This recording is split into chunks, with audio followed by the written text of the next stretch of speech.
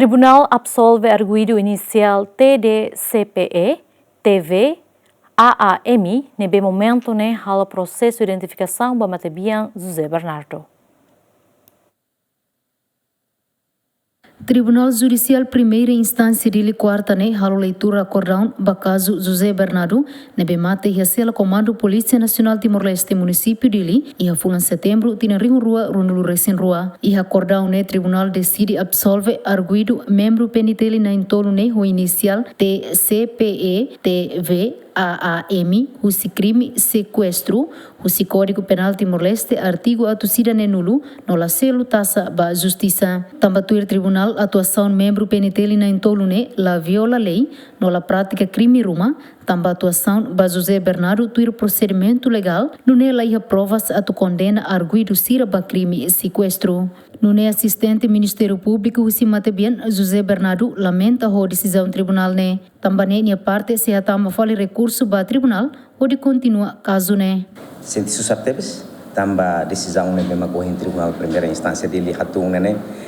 decide katak absolve arguido na entolo ne bema te Ministério Público acusa ba ia crime sequestro. A mim se dá compreende o insama que tribunal la considera, anesso venho explicar, não?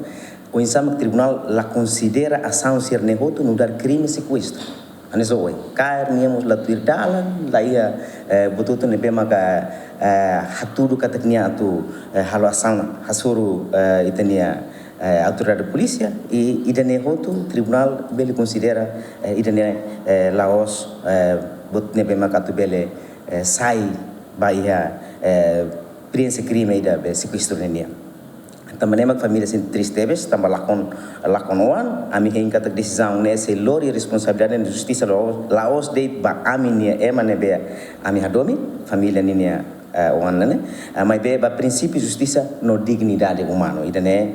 makita lamenta tebes hamuto ko aminia equipa advogado ami se hare de dia tribunal nia Hanoi